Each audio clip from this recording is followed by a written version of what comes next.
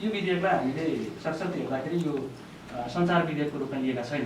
यो विधेयक पत्रकारहरू, आम सञ्चारकर्मी, सञ्चार संस्थाहरूको काटिने मुक्ति विधेयकको रूपमा हामीले लिएका छौँ। र त्यो अगाडि बढाइरहँदाखेरि हाम्रो नियुक्ति पत्रलाई अगाडि बढाइरहेको हामीले महसुस गरेका छौँ। यो आउँदाखेरि यो सरकार नपल्टने होस्, यो अहिलेको तरिकाले आयो भने 1, 2, 3 यो गण्डकी प्रदेश सरकार नै पल्टिन्छ। त्यतातिर यहाँहरूले त्यस्तो रोजाइ रोज्नुहुन्न भन्ने हाम्रो विनम्रतापूर्वक आग्रह हो। र मिडियाले यसो अलिअलि गर्दा कति के डगमगाउँछ भन्ने मलाई राम्रोसँग थाहा छ। कलमको ताकत के हो भन्ने पनि मलाई राम्रोसँग थाहा छ। बरु म विभागीय मन्त्री मात्रै भएको हिसाबले विभागीय मन्त्रीलाई मात्र पल्टाउनु खोज्नुभयो भने अलिक सजिलो होला। पुरै त्यो मन्त्रीमण्डललाई पल्टाउनलाई अलिक गाह्रो हुन्छ। फेरि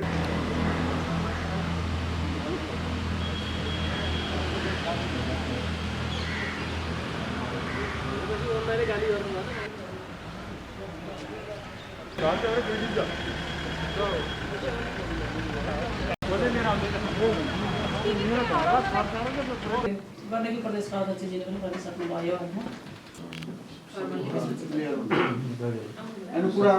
मिडिया मार्फत अभिव्यक्ति हुने हो र त्यसलाई यो विधेयकलाई हामीले सरस्वती हेर्दाखेरि यो सञ्चार विधेयकको रूपमा लिएका छैन। यो विधेयक पत्रकारहरू, आम सञ्चारकर्मी, सञ्चार संस्थाहरूको काटिने मुक्ति विधेयकको रूपमा हामीले लिएका छौँ। र त्यो अगाडि बढाइरहँदाखेरि हाम्रो नियुक्ति पत्रलाई अगाडि बढाइरहेको हामीले महसुस गरेका छौँ।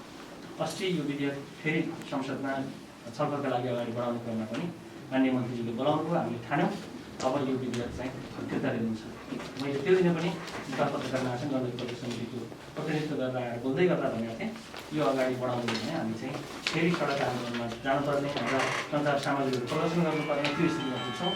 यो स्थितिमा नपुर्याइदिनुहोस् फेरि गृहमन्त्रीज्यू भनेर हामीले भनेका थियौँ। यो फेरि पनि अगाडि बढाउनुको माननीय मन्त्रीज्यूले हामीसँग पूर्ववर्ती सरकारको मन्त्रीज्यूले जस्तै गुलिया कुरा त गरिरहनु भएको छ। तर हामीलाई किन विश्वास भएन भने पूर्ववर्ती सरकारले जसरी पेस गर्यो यहाँले पनि त्यसरी अगाडि बढाइसकेपछि अब यो विधान समितिमा हामीले हेरिरहेछौँ अरू विधेयकहरू पनि कसरी पास हुन्छन्, कसरी अगाडि बढेका छन् भन्ने कुरा हामीले हेरिरहेछौँ। यो त्यसरी फेरि तपाईँहरूले भने जस्तो संशोधन भएर हाम्रा यी सबै कुराहरू मागहरूलाई सम्बोधन हुन्छन् भन्नेमा हामीलाई विश्वास छैन।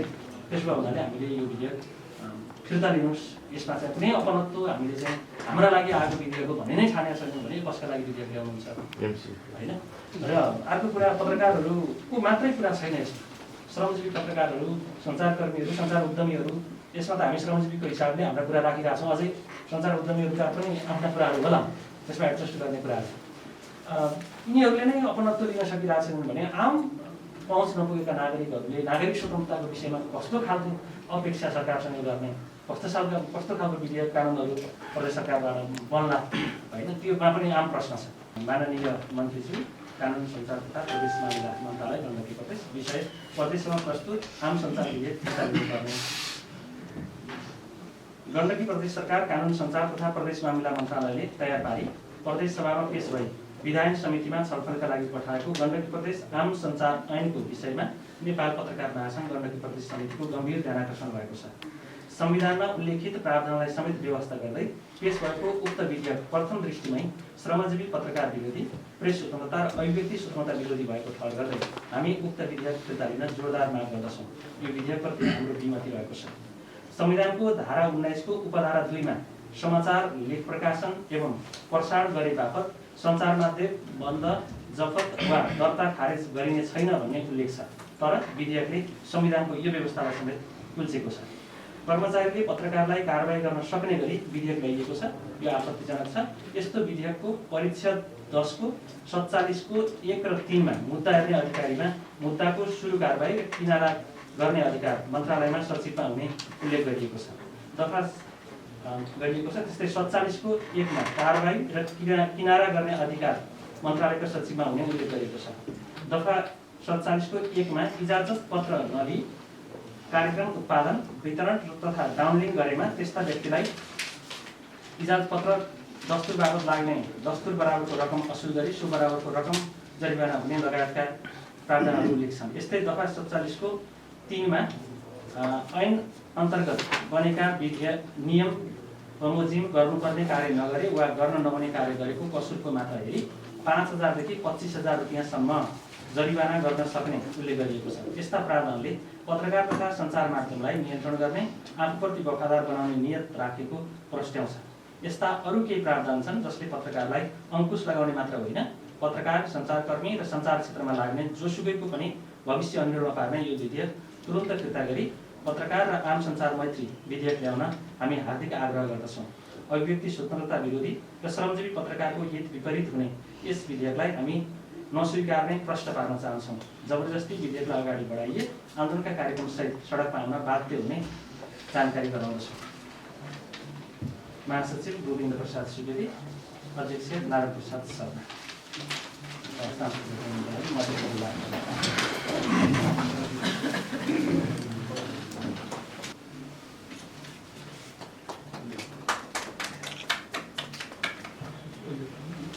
उजुर दिने चाङ बनाएर सचिवलाई चाहिँ कति टाउको दुखाउने उल्टो बाटो किन गर्नु पर्यो, त्यसलाई नियमन गर्ने सजिलो उपाय निकायहरू छन्, तिनै निकायहरूलाई बलियो बनाऊ भन्ने तर्फ हामी ध्यान आकर्षण गराउन चाहन्छौँ। र अहिले जुन यो प्रस्ताव गरिएको छ यो चाहिँ आजसम्म राजा ज्ञानेन्द्रले शासन सत्तामा लिने बित्तिकै इन्टरनेटदेखि सबै बन्द गरेका थिए। त्यसपछिको नियम मिडियालाई नियन्त्रण गर्ने नाममा यो चाहिँ त्यही कालो रूपमा आएको छ भन्ने संसारभरिका मिडियाहरूले यसरी बुझेका छन् यसलाई। त्यसले गर्दा नेपाली कङ्ग्रेस जसले एउटा प्रजातन्त्रको वकालत गर्दै आएको 70 वर्षदेखि त्यसैको गठबन्धनमा बनेको सरकारले यस्तो कुराहरूलाई चाहिँ लानै हुँदैन, लानै सक्दैन भन्ने तर्फ हामी तपाईँहरूको ध्यान आकर्षण गराउन चाहन्छौँ। यो गठबन्धन सरकारको भावना पनि विपरीत छ। यो संविधानको भावना विपरीत त छँदैछ। यो गठबन्धन सरकार जुन बनेको छ त्यसको पनि मर्म विपरीत छ भन्ने हाम्रो ठहर हो।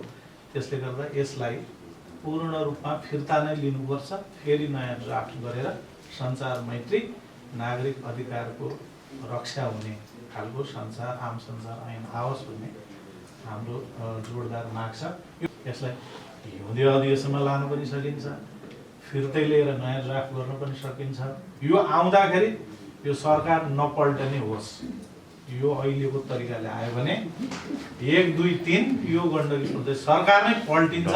त्यतातिर यहाँहरूले त्यस्तो रोजाइ रोज्नुहुन्न भन्ने हाम्रो विनम्रतापूर्वक आग्रह हो। त्यो रूपमा जान हुँदैन। त्यो रूपमा जाँदाखेरि आजै मैले भने नि गण्डकी प्रदेश सरकारमा 7 प्रदेशमा नेपाली कङ्ग्रेसको गठबन्धनमा सरकार बन्दा संसारको ध्यान आकर्षण भएन। आज यो विधेयक ल्याउँदा संसारभरिकै ध्यान आकर्षण भएको छ। किनभने यी न्युजहरू अङ्ग्रेजीमा छापिन्छन् हैन। अङ्ग्रेजीमा पढ्ने हुनाले युरोपियन युनियनदेखि यो त संयुक्त राष्ट्र सङ्घका मान्छेले पनि थाहा पाइसके। किनभने मिडिया ल भनेको साँच्चै नागरिकसँग जोडिएको हुनाले सबैको ध्यान आकर्षण भएको हो। त्यसले गर्दा त्यो उल्टो बाटो यो सरकार हिँड्ने छैन भन्नका लागि पनि हाम्रो विनम्रतापूर्वक आग्रह हो। त्यतातिर जानु सरकारकै लागि र सबैको लागि दुर्भाग्य हुन्छ। एउटा प्रदेशका प्रदेश समितिका साथीहरूले असाध्यै चासो लिनु भएको छ। के हो गण्डकी प्रदेश सरकार हैन गठबन्धन विरुद्ध पनि छ यो ऐन। त्यसले गर्दा यो ऐन नै जारी भए पनि देशको मूल कानुनसँग बाजिने भएको हुनाले यो पछि अब यसलाई मुद्दा सुद्धा पर्छ, अनेक हुन्छ, यो जान्छ। त्यस्तो किन उल्टो बाटोतिर जाने भन्नका लागि हामी तपाईँहरूलाई एउटा विनम्रतापूर्वक आग्रह गरेका छौँ। यो अत्यन्तै जस्तै मिडियालाई अनुगमन गर्ने स्वनियमनकारी निकायहरू छन्, प्रेस काउन्सिल छ हैन, हाम्रा आचार संहिताहरू छन्, तिनैले हामीलाई बाँध्ने हो। र अन्तिममा त्यसले पनि पुगेन भने अन्तिम हतियार भनेको त अदालत छँदैछ। त्यो बाहेक यो वा त्यो बहानामा प्रेसलाई नियन्त्रण गर्न खोजिने कुनै पनि कुरा मिडियालाई, पत्रकार महासङ्गठनले समग्र पत्रकार जगतलाई स्वीकार्य छैन, मान्ने छैन। उजुर दिने चाङ बनाएर सचिवलाई चाहिँ कति टाउको दुखाउने उल्टो बाटो किन गर्नु पर्यो, त्यसलाई नियमन गर्ने सजिलो उपाय निकायहरू छन्, तिनै निकायहरूलाई बलियो बनाऊ भन्ने तर्फ हामी ध्यान आकर्षण गराउन चाहन्छौँ। र अहिले जुन यो प्रस्ताव गरिएको छ यो चाहिँ आजसम्म राजा ज्ञानेन्द्रले शासन सत्तामा लिने बित्तिकै इन्टरनेटदेखि सबै बन्द गरेका थिए। त्यसपछिको नियम मिडियालाई नियन्त्रण गर्ने नाममा यो चाहिँ त्यही कालो रूपमा आएको छ भन्ने संसारभरिका मिडियाहरूले यसरी बुझेका छन् यसलाई। त्यसले गर्दा नेपाली कङ्ग्रेस जसले एउटा प्रजातन्त्रको वकालत गर्दै आएको 70 वर्षदेखि त्यसैको गठबन्धनमा बनेको सरकारले यस्तो कुराहरूलाई चाहिँ लानै हुँदैन, लानै सक्दैन भन्ने तर्फ हामी तपाईँहरूको ध्यान आकर्षण गराउन चाहन्छौँ। यो गठबन्धन सरकारको भावना पनि विपरीत छ। यो संविधानको भावना विपरीत त छँदैछ। यो गठबन्धन सरकार जुन बनेको छ त्यसको पनि मर्म विपरीत छ भन्ने हाम्रो ठहर हो। त्यसले गर्दा यसलाई पूर्ण रूपमा फिर्ता नै लिनुपर्छ। फेरि नयाँ ड्राफ्ट गरेर सञ्चार मैत्री नागरिक अधिकारको रक्षा हुने खालको आम सञ्चार ऐन आओस् भन्ने हाम्रो जोडदार माग छ। यो अलिकति ढिलो हुँदैन, केही बिग्रिहाल्दैन। अब मान्यजीहरू लाग्ला कि अब आइसकेपछि त्यहाँ सरकारलाई हामी त नियमन गर्ने हो, हामी कहाँ छोड्ने भन्ने हुँदैन। यसलाई हिउँदे अधिवेशनमा लानु पनि सकिन्छ, फिर्तै लिएर नयाँ ड्राफ्ट गर्न पनि सकिन्छ। यो आउँदाखेरि यो सरकार नपल्टने होस्। यो अहिलेको तरिकाले आयो भने 1, 2, 3 यो गण्डकी खोल्दै सरकार नै पल्टिन्छ। त्यतातिर यहाँहरूले त्यस्तो रोजाइ रोज्नुहुन्न भन्ने हाम्रो विनम्रतापूर्वक आग्रह हो। यो नागरिक अधिकार अघि भने जस्तै मौलिक हक सबैको संरक्षण गर्नको लागि र जहाँ चाहिँ प्रेस स्वतन्त्रता हुन्छ त्यहाँ लोकतन्त्रको ग्यारेन्टी हुने हो नि त। त्यो हिसाबले पनि पक्कै पनि हाम्रो यो पहिलो चाहिँ ज्ञापन पत्र दिन त पहिलो चरण हो नि त। त्यसैले हाम्रा यी भनाइहरू हामीले यस्तै भद्रशालीन पत्रकारहरू भद्रशालीन हुन्छन्, विचारको लडाइँ लड्छन् होइन। र हामीले यसरी आइरहँदा पनि यदि प्रदेश सरकारले सुनवाई गरेन भने हामी बाध्य हुन्छौँ चरणबद्ध आन्दोलनमा जान पनि। यो पनि मैले अगाडि नै यहाँलाई चाहिँ जानकारी गराएँ। अब यो चाहिँ के भयो भने पहिला सरकारले जुन ड्राफ्ट गरेको थियो नि ठ्याक्कै चाहिँ हुबहु त्यही आयो क्या, कुनै त्यसमा सुधार भएन।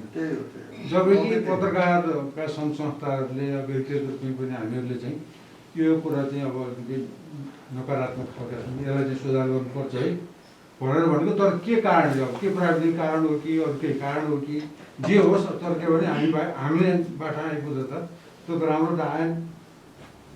यो पत्रकारिता भनेको भने अब यो पत्रकारहरूलाई चाहिँ अलिकति नकारात्मक दृष्टिकोणले हेर्ने क्या, यिनीहरूले चाहिँ राम्रो कामै गर्दैनन् कि भनेर चाहिँ त्यसरी चाहिँ ड्राफ्ट बनाउनु थाल्यो भने चाहिँ हामी कहीँ पनि पुगिँदैन। सकारात्मक सोच बनाएर होइन, समस्त पत्रकार जगतको पनि कसरी उत्थान हुन्छ, पत्र पत्रिकाहरूको पनि कसरी विकास हुन्छ, र त्यसपछि त्यो कानुन र त्यसलाई नियमन गर्ने कुरा पनि अलिकति चाहिँ अब पत्रकारकै सहमति भएर चाहिँ अगाडि बढियो भने धेरै सजिलो हुन्छ। अहिले त के भने एउटा किसिमको चाहिँ तसलको स्थिति देखा परिसक्यो। तपाईँहरूले चाहिँ अब विधान समिति गइसक्यो पेस गरेर अब हामीले चाहिँ के भने आज बस्यौँ, हामी पत्रकार महासंघ काठमाडौँ बस्यौँ। अनि बसेर चाहिँ कुराकानी के भयो भने बसेर चाहिँ छलफल गर्दै के कुराकानी भयो भने अब चाहिँ सुझाव दिने कुरा, के सुझाव दिने समग्र रूपमै त्यो चाहिँ तपाईँको चाहिँ विधेयक नै अलिकति चाहिँ त्यो सकारात्मक हिसाबले नआएपछि हामीले चाहिँ के निष्कर्षमा पुग्यौँ भने यसलाई चाहिँ फिर्ता नै लिनुपर्छ, फिर्ता लिउँ होइन। त्यसपछि चाहिँ हामीले फेरि के ड्राफ्ट गरौँ, ठिक छ। अब चाहिँ प्रदेश सरकारले चाहिँ अब चाहिँ विधेयकहरू ल्याउन सक्छ, त्यो अधिकारको कुरा हो। त्यो हामीलाई पनि राम्रै हुन्छ। हामी कतिपय कुराहरूमा काठमाडौँ जानु पर्थ्यो होला, अब यहीँबाट हुने धेरै कुराहरू पनि होला। त्यो भए हुनाले चाहिँ त्यसलाई फिर्ता लिएर फेरि एकपटक हामी सबै स्टेक होल्डरहरू बसेर के गर्दाखेरि उत्तम हुन्छ त, त्यसमा के सुधार गर्नुपर्छ भनेर एकपल्ट फेरि चाहिँ अब हामीले चाहिँ मथिङ्गो खियाएर चाहिँ अगाडि बढ्यौँ भने चाहिँ राम्रो हुन्छ जस्तो मलाई लाग्छ। त्यही नै हो। त्यसलाई चाहिँ किनभने अघिल्लो सरकारले नै चाहेको भएदेखि त्यो विधेयकलाई अब संशोधन गरेर लान सक्थ्यो, अघिल्लो पहिल्यै भएको भए। अब अहिले त यस्तो ठाउँमा पुग्यो कि अब गर्ने भनेको, मैले तपाईँहरूलाई पहिला पनि यो विषयमा त धेरै कुराहरू गरिसकेका छु होइन। अलिकति मिडिया हाउस र मिडियाकर्मी मैत्री भएर मात्रै यो पास हुन्छ, तपाईँहरू डराउनु पर्दैन भनेर मैले पहिला नि भने। त्यसमा व्यापक अब के गर्न सकिन्छ त्यसमा छलफल गरौँ न। अब सरकारको विधान समितिका साथीहरू पनि हुनुहुन्छ, तपाईँहरूलाई पनि हामी हाम्रो हिसाबबाट परिमार्जन गर्ने, तपाईँहरूको पनि धारणा बुझेर तपाईँहरूलाई एउटा विज्ञकै हिसाबले अथवा सरोकारवालाकै हिसाबले जे भने पनि तपाईँहरूसँग राखेर अनि त्यसपछि बल्ल लैजाने भन्ने चाहिँ हामीले अहिले विधान समितिमा हामी त्यहाँ बसेर त्यो पनि कुरा भएको छ होइन। त्यो भएर अब हजुरहरू आत्तिहाल्नुपर्ने, त्यस्तो अतालिनुपर्ने स्थिति मैले केही पनि देखेको छैन।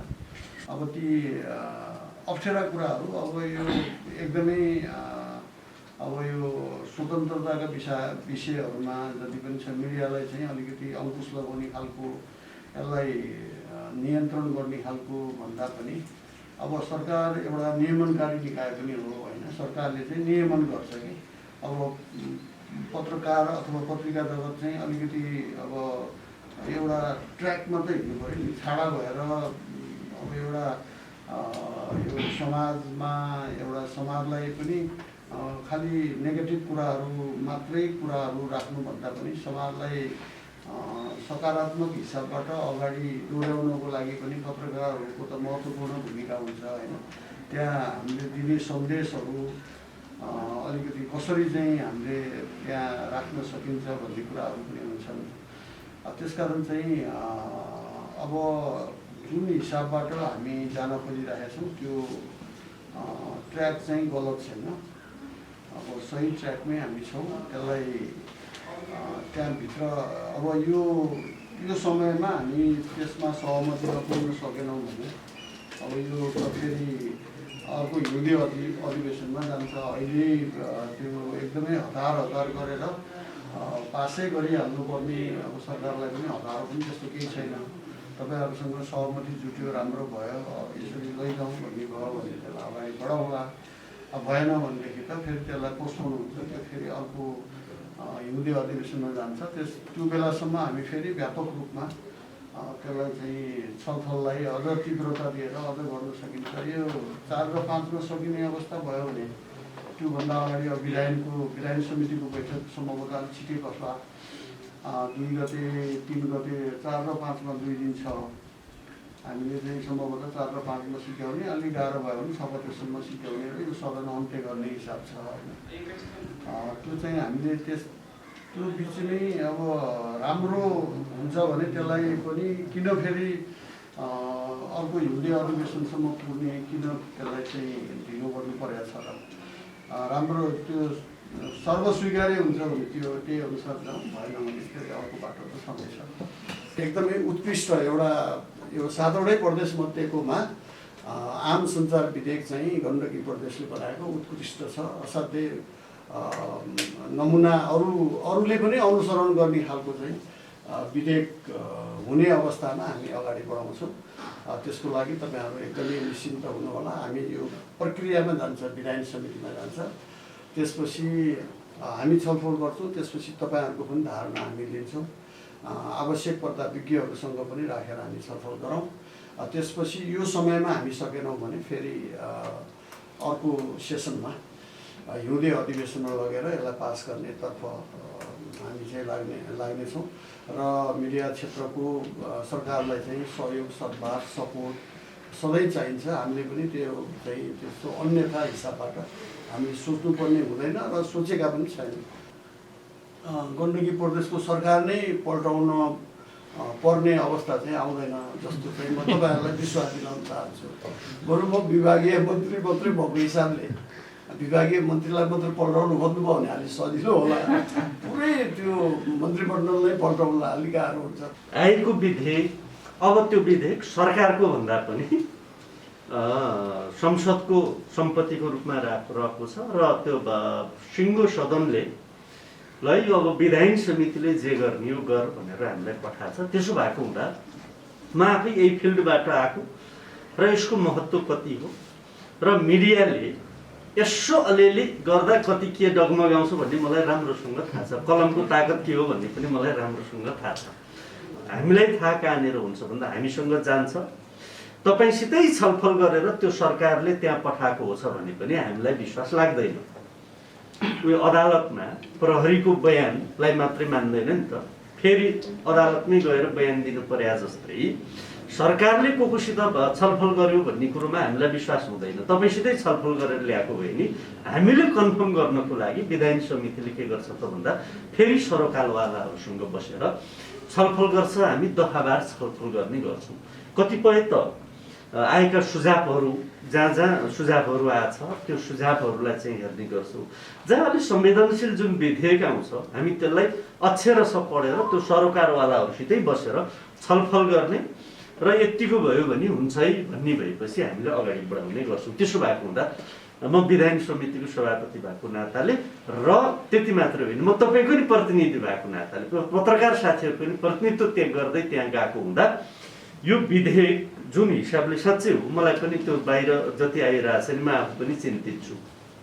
मिडियालाई चाहिँ कन्ट्रोल गर्ने होइन, मिडियालाई प्रोत्साहन गर्ने हो, सकारात्मक काम गर्नलाई चाहिँ त्यो वातावरण हामीले बनाइदिने हो। यसको मतलब एकदमै सबै ठिक छ पनि होइन है। मैले पत्रकारिता गर्दा पनि के भन्ने गर्थेँ भन्दा केही त्यस्ता पत्रकार जसले असल पत्रकारको बदनाम गरिरहेछ भनेर मैले त्यति बेला म आफै पत्रकार हुँदा पनि भन्ने गर्थेँ। त्यसो भएको हुँदा कहीँ न कहीँ त्यो वातावरण पनि छ, त्यसलाई कसरी सुधार गरेर लान सकिन्छ भन्ने बारेमा पनि त्यो मैले भन्ने होइन, यो तपाईँहरूले नै भन्नु। हामीले यसलाई तपाईँहरूसितै बसेर आन्दोलनै गर्न नपर्ने गरी, तपाईँहरूले आन्दोलन गर्नै पर्दैन, आन्दोलनै गर्न नपर्ने गरी यसलाई एकदम हो ल गण्डकी प्रदेशको यो आम सञ्चार सम्बन्धीको विधेयक सर्वोत्कृष्ट छ भन्ने वातावरण चाहिँ हामी बनाउँछौँ। फिर्ताको माग गर्नुभएको छ, मैले अब फिर्तै अब मन्त्रीजीले बोल्नुहोला त्यो बारेमा त, तर मलाई के लाग्छ भने एकदमै त्यस्तै विधेयक हामी कहाँ आएको छ। हामीले धेरै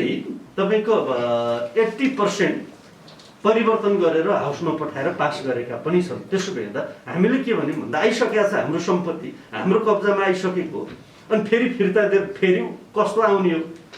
त्यसो भएपछि यही परिमार्जन गर्नुपर्छ, सरकारवालाहरूसितै बसेर छलफल गर्नुपर्छ भनेरै हामीले चाहिँ त्यो सकेसम्म विधायन समितिबाट अब फिर्ता ल्याउँदा दुईटा कुरा हुन्छ। एउटा त पेस गरिसकेको विधेयक फिर्ता भयो, त्यसले पनि राम्रो सन्देश दिँदैन।